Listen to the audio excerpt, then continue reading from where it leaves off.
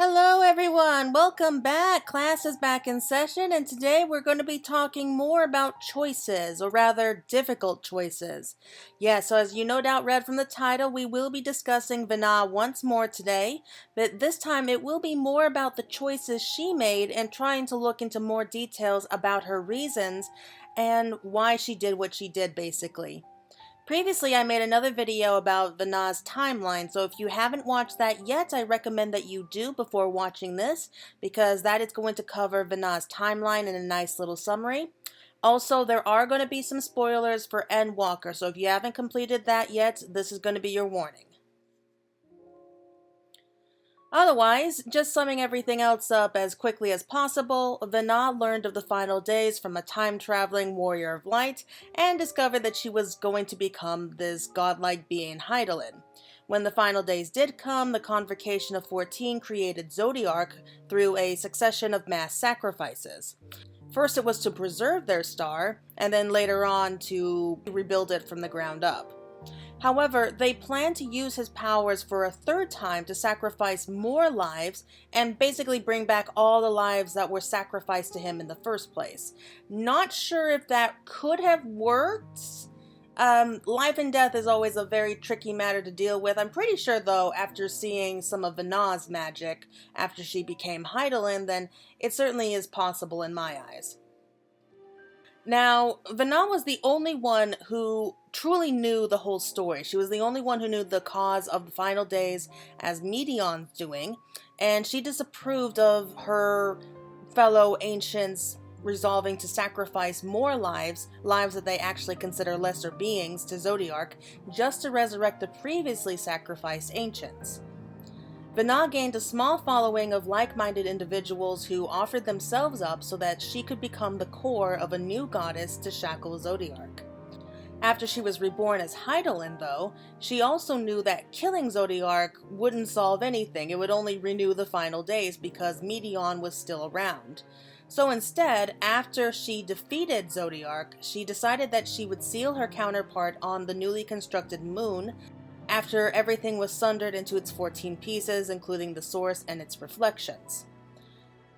After that, she retreated to the ethereal sea and basically kind of observed her work from within the core of the source as she waited the day that she would meet again with the time-traveling warrior of light. So that's the quickest way I can sum it all up here, but the point is that when Venat became Hydaelyn, she did do battle with Zodiark with the intent to sunder this world, the people, and basically everything else during that final battle.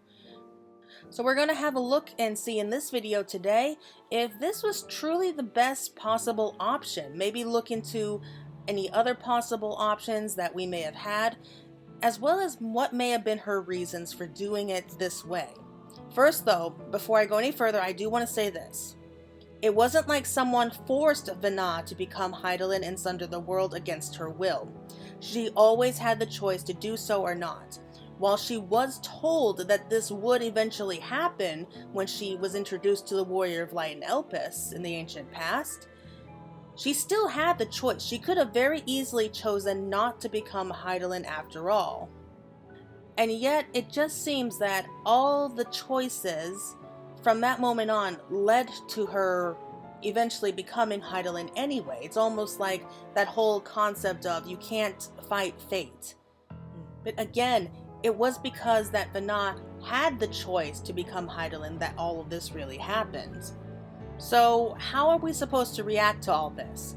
I admit, when I first learned that it was Hydaelyn who split the world, I just assumed that it had been by accident from her battle with Zodiark. But Endwalker proved to us that it had always been intentional, even before she became Hydaelyn. This was because her hand was forced when the final days came and she was burdened with the full knowledge of what was causing it.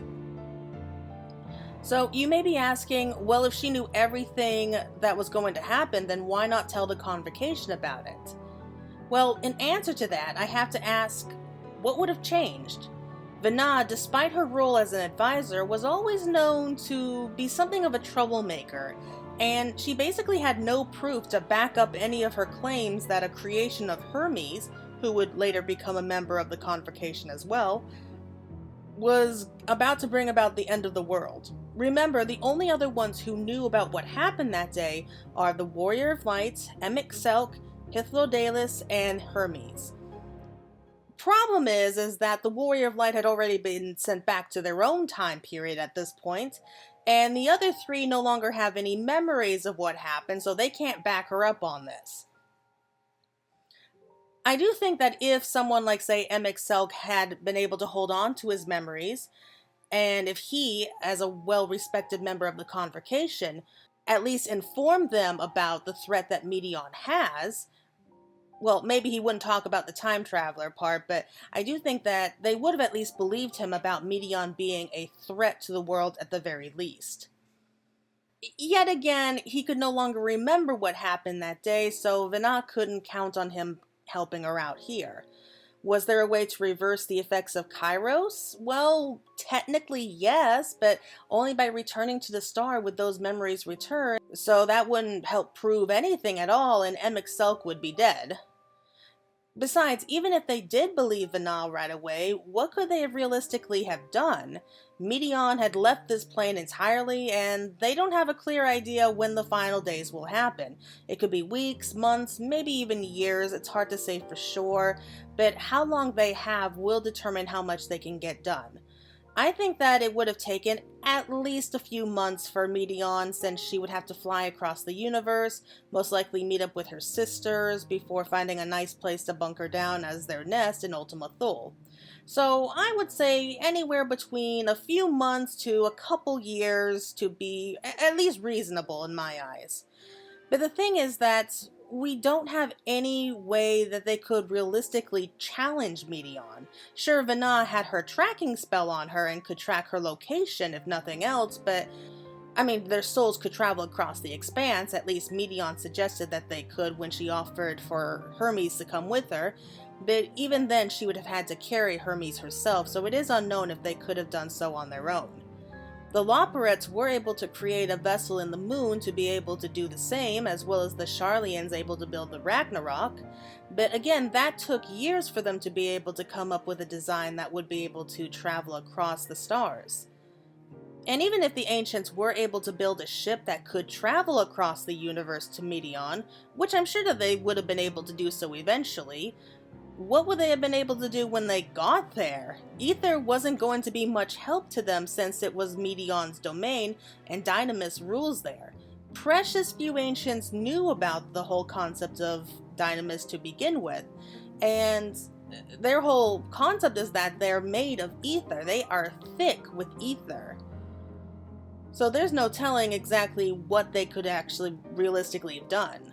Whereas Meteion can control pretty much anything in that place. She could even unmake someone, and should they lose themselves to despair when their creation magics go crazy and summon monsters, I mean, sure, the Ancients weren't affected by Dynamis nearly as much as mankind is today, but they couldn't control or interact with it either.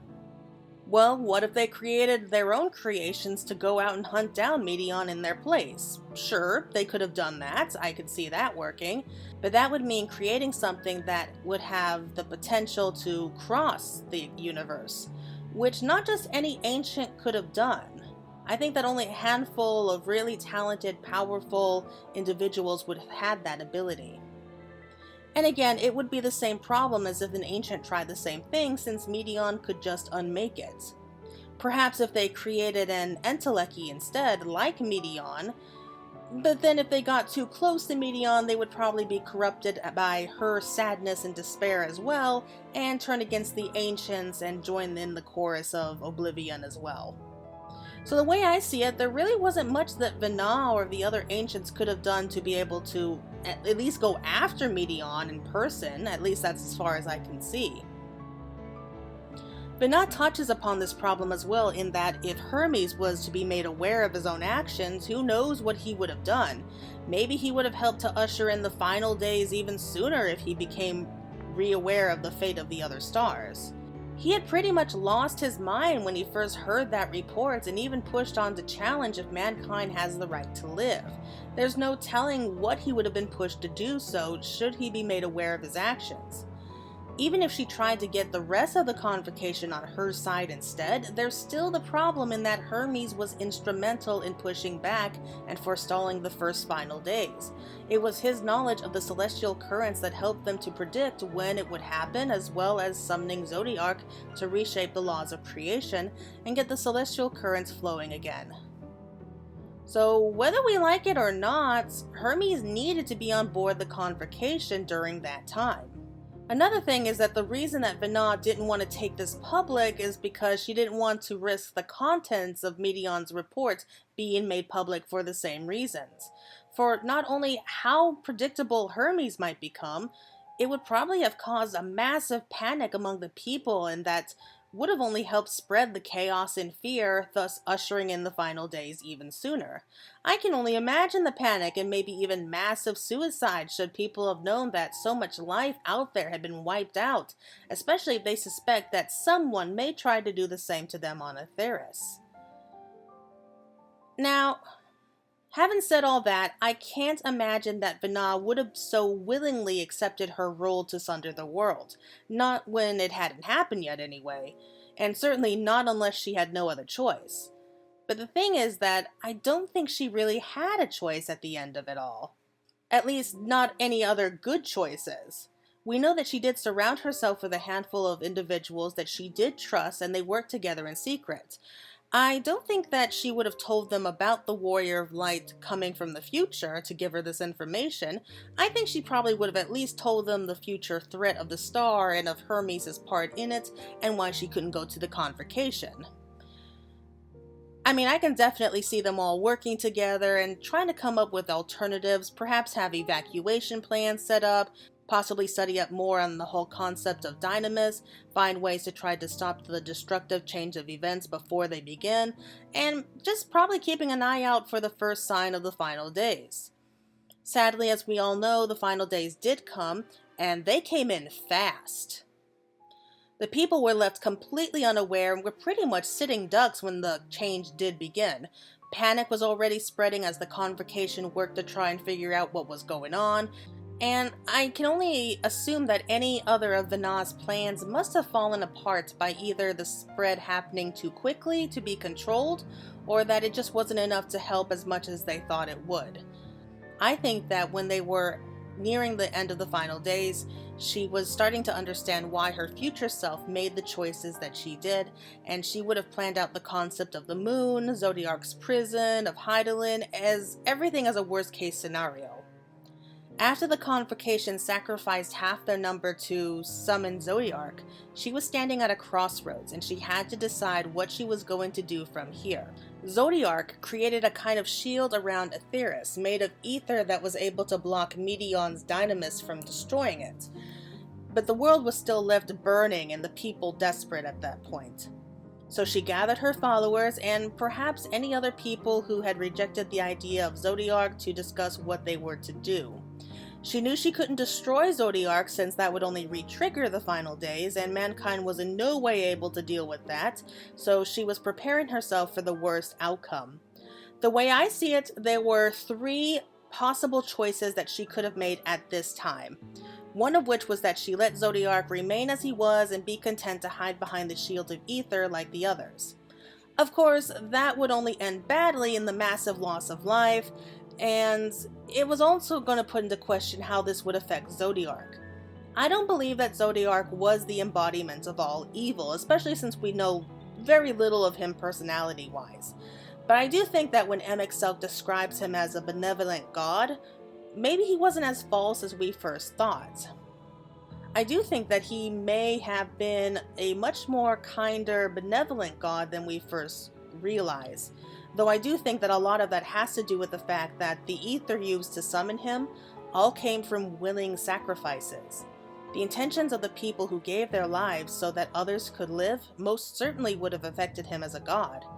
However, who's to say he would remain that way if he was suddenly offered unwilling souls offered up instead? There's a good chance that he could have eventually become corrupted over time and pretty much enslaved the whole world given enough corruption. Not to mention that this does nothing to stop the real problem, since the people of Etheirys were content to hide behind their shield of ether. what would happen should something happen to Zodiac afterwards, and as we know, that's exactly what happened. It would just re-trigger the final days, and the people would still be left unable to do anything but repeat the process until nothing was left. The second option is what Venat was trying to help them with, in that the people accept their suffering and learn from it to grow and change, without having to sunder them. Now, Venat did try to reason with the people, but it was very clear that they just didn't know how to process such a loss, that the idea of them trying to wrap their minds around everything that happened was just too much for them to be able to do. Instead, they turned back to Zodiac, praying for him to pretty much turn back the clock and return to their peaceful days, much like how I suppose adults wish they could go back to being kids again.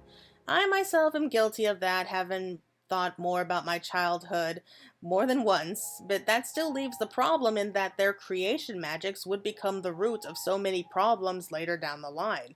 Not only does this also not address the problem with Meteion, but their creation magics are still there. Because they can create whatever they want, they could continue to try to build up their perfect paradise in theory. So, even if they are able to do something about Meteion, if they still have their creation magics, it would just go back to everything how it was before, and eventually I think that would also have ensured the world's demise. If you remember from the Dead Ends, we learned of the deaths of countless worlds, some even more prosperous than Aetheris was. All ended up being wiped out because they were trying to reach for a perfect paradise and happiness. One world in particular is what I'll call the World of Plenty. It's the final world we saw in the Dead Ends, where the people of this world were very similar to the ancients. They possessed powerful creation magics, lived for nigh on eternity, and they even dressed alike in terms to the ancients if you think about it. Though Aetheris wasn't perfect at this time, it was well on its way to eventually becoming a seemingly perfect paradise. And then, what next? How could you possibly improve upon perfection?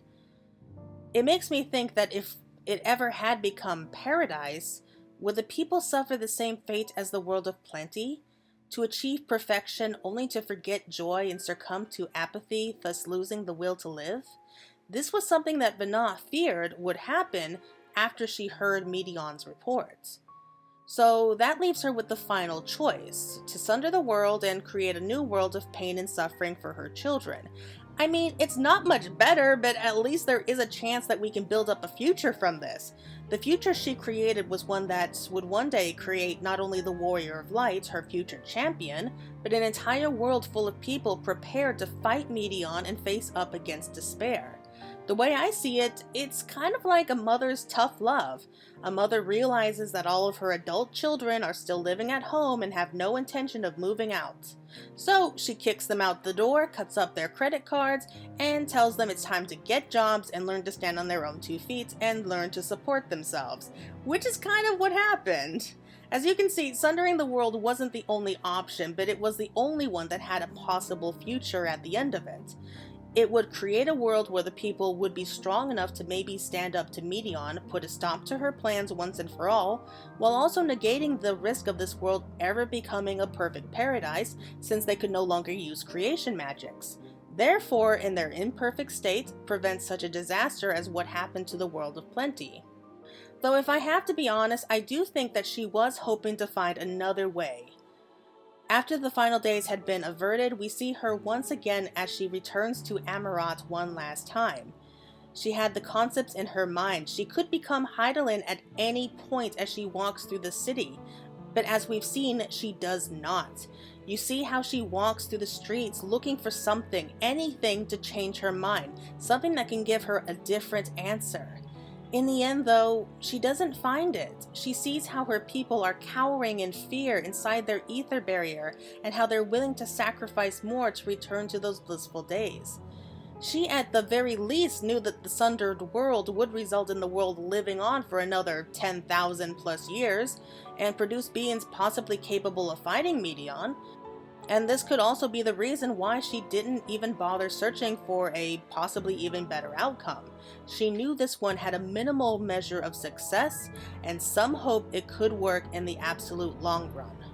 Now, you could argue, well, if Venat mentioned it to the convocation immediately, this could have solved the problem anyway. But again, consider how Selk took the news originally, from someone who was actually there, and we had proof in the fact that we came from the future. Do you really think he would have believed Venat's story without his memory, or even without any shred of proof? No, I think that most people probably would have shunned her and cast her aside, accusing her of causing problems where there were none and trying to scare people. If she tried to talk to them and explain more of what was going on while the final days were happening, sure. I mean, I'm pretty sure that they would have definitely listened to her as the skies were burning. But at that point, it would have been too late anyway. The world was ending, and there couldn't possibly have been enough people, given the circumstance, to come up with another plan that could avert everything. It's important to remember that the ancients were the smartest and most capable, most powerful that mankind has ever been. But they were so filled with hubris and were so distraught over having lost their happy days and actually had to face up to the reality of how bitter life can be, that they were absolutely willing to commit atrocities to go back to their blissful ignorance. An overwhelming majority of ancients supported all of this, including Hydaelyn. So I still believe that Venat did make the best decision given her knowledge of the ancients themselves and seeing their reactions when actually confronted by it. Like, if you need more proof that they would have shunned her, look at this cutscene. It's clear that's exactly what they would do, and that is what they did.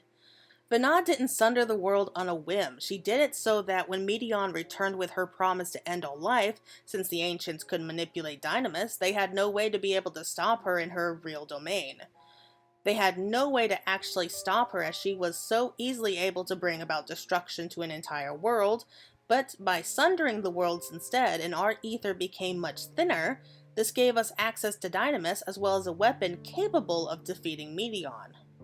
While Zodiac did prevent the final days, it was just a band-aid to the real problem, and knowing the ancients as well as she did, she probably knew that they would continue to rely upon him, and they would have eventually fallen one way or another. But I think that the true meaning behind her decision is both beautiful and logical, as well as it is cruel and unforgiving. She sundered this star and all life upon it to make them imperfect. And because of that imperfection, their short lifespans, as well as their receptiveness to Dynamis, it allows us the chance to seek the answer to Hermes' question. Her words, hear, feel, think, that she constantly calls out are what we need to be able to understand Dynamis as well as Meteion. And her faith in us, despite the little time that we spent together in Elpis, was unshakable for countless years. After learning of all she sacrificed, how she watched, suffered, and bled alongside mankind for so long, all I felt was respect and amazement, especially the sadness at her sacrifice. Elpis as a whole was such an amazing revelation. I had no idea how Elpis would end, but it showed us that by meeting the Warrior of Light, Venat became so inspired that she became a goddess to give us a world full of brave people to lead against Meteion. It's very hard to make a legendary character feel this legendary. Tying her to the player through Azim gave her this immediate bond with us, and it feels like losing her took away the one person who really can understand everything the Warrior of Light is going through, save for perhaps someone like Oddbirds. I do feel like we lost a great friend and mentor, especially when we had the chance to call her Venat after we battled with her and she starts crying, moved that her champion still remembers their time together in Elpis. It turns out that the plan to escape to the stars has always been the emergency backup plan. The Warrior of Light was always her primary plan, and ultimately her faith in mankind and the Warrior of Light specifically was what passed her trials and would go on to defeat the Endsinger. And thus in the end, it's pretty much accomplished all that they set out to do. Meteion was defeated, the final days have been permanently averted, and we don't need to worry about our creation magics ever creating a perfect world, thus destroying our will to live. So all in all, despite all the pain and suffering, it pretty much ended any possibility of the world ending through those means. So, despite all that happened, did she make the right choice? In the words of the 12th Doctor Who, though, sometimes the only choices you have are bad ones, but you still have to choose. The truth is, Venat was an ancient, so she did suffer from a level of pride that she thought she knew better than others. Not to the same degree as many other ancients, but I do think that she believed that she was doing what she thought would give them their best chance. Hydaelyn herself admits that what she did was cruel, that there was no kindness or justice to make up for her decision, and I think that that thought tormented her for a long time. Was she perfect? Absolutely not. She made plenty of mistakes and had a lot of flawed choices, but this really shows that even someone as powerful and wise and well-traveled as her, deep down she was just a person who was trying to do her best. Anyway, those are my thoughts on Venat's choices and her reasonings behind them. What do you all think?